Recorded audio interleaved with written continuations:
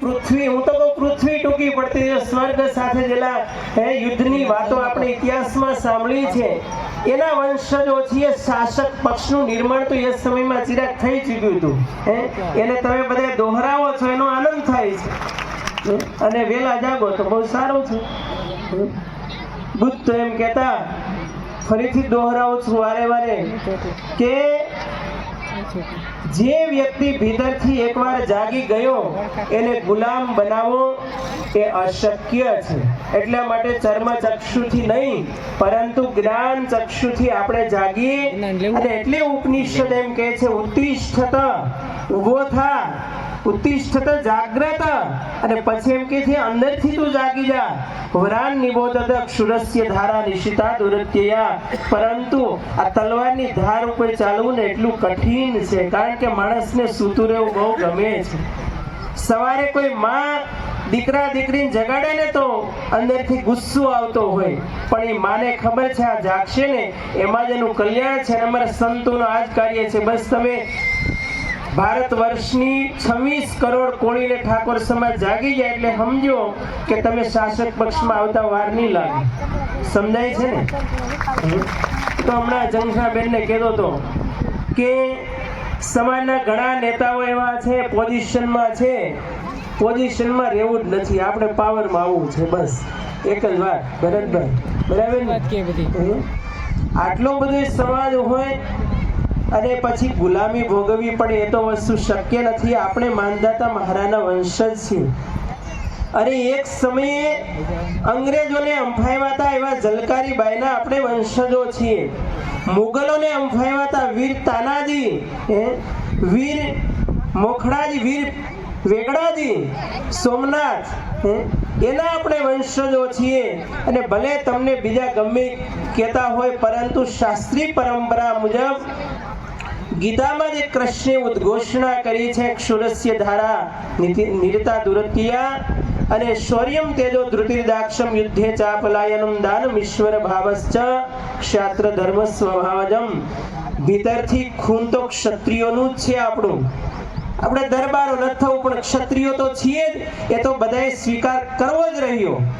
અને એ ખૂનનું આપણને સ્મરણ જ્યાં સુધી નહીં આવે ને ત્યાં સુધી આપણે એકત્રિત નહીં થઈ શકીએ. એટલા માટે વ્યાસ એમ કહે છે, હું બોલું આપ બધા બોલજો, મને થોડોક આમ દાંત સરસ આપો તો મજા આવે. સંઘે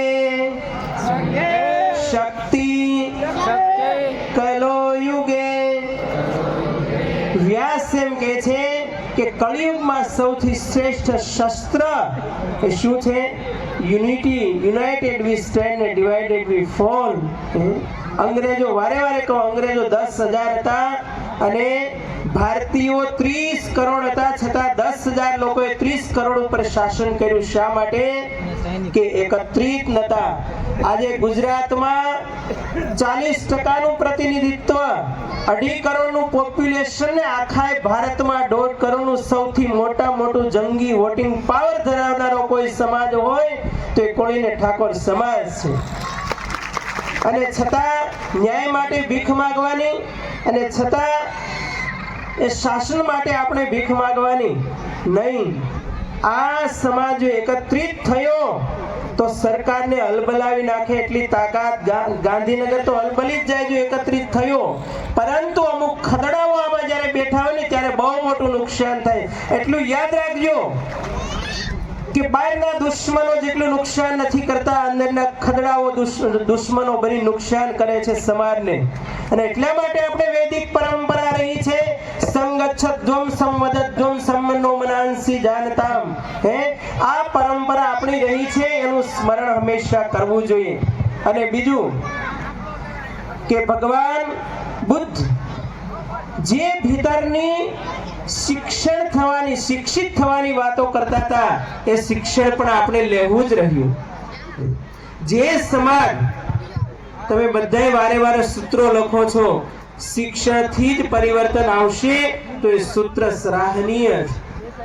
અને જ્યાં સુધી અંધશ્રદ્ધાઓમાં આપણે જીવન જીવતા હશું ત્યાં સુધી આપણે બીજાના ગુલામો બનીને જીવન જીવશું. એટલા માટે હું તો વારે વારે કહું છું કે સમાજના કોઈ એવા ધનવાન રઈસ લોકો હોય એને ભગવાને લક્ષ્મી આપી હોય ને તો એ લક્ષ્મીનો સદુપયોગ જે કોઈ જીપીએસસી આઈપીએસ ની તૈયારી કોઈ વિદ્યાર્થીઓ કરતા હોય ને તો એની પાછળ તમે લક્ષ્મીનો સદુપયોગ કરજો, એ સૌથી મોટું પુણ્ય છે।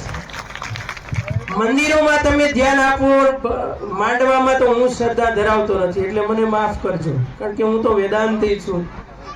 એટલે એમાં કદાચ તમે ખર્ચો કરતા હોય એના કરતા આવી દિવ્ય ચેતનાઓ જે ચેતન મંદિરો છે એ ખૂબ સમાજનું, પરિવારનું, રાષ્ટ્રનું આખું પરિવર્તન લાવી શકે એટલી તાકાત ધરાવે છે।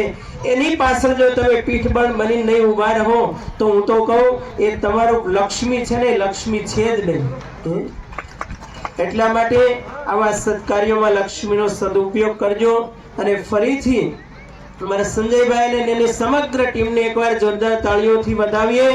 અને જે દાતાઓએ આ વરઘોડિયાની પાછળ લક્ષ્મીનો સદુપયોગ કર્યો છે બધા દાતાઓને મારી ખૂબ ખૂબ શુભકામનાઓ।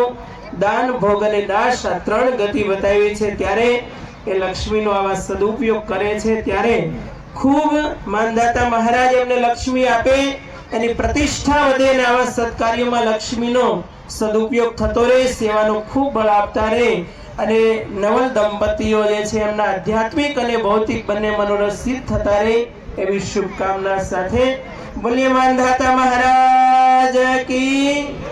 ઓમ નમઃ પાર્વતી પતये, હર હર હર।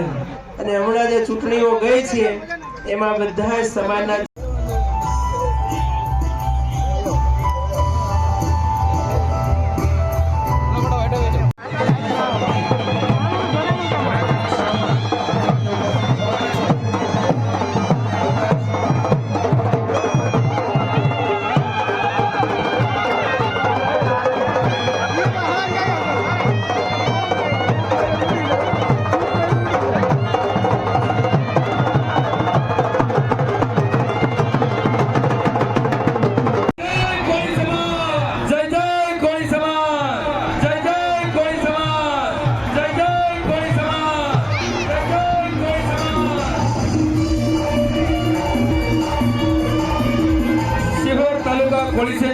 ચતુર્સમૂહ લગ્ન મહોત્સવ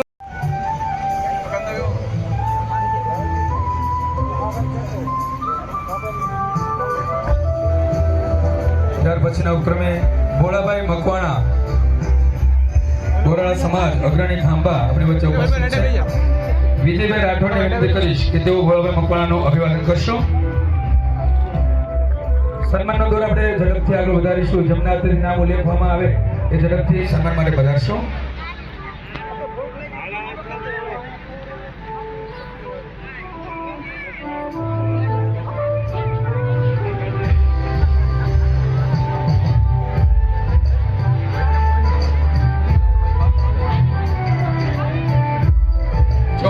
ભરતભાઈ વેલનાથ શિહોર આપણી વચ્ચે ઉપસ્થિત છે।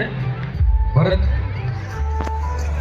વિક્રમભાઈ રાઠોડને વિનંતી કરીશ કે તેઓ ચૌહાણ ભરતભાઈનું અભિવાદન કરશો।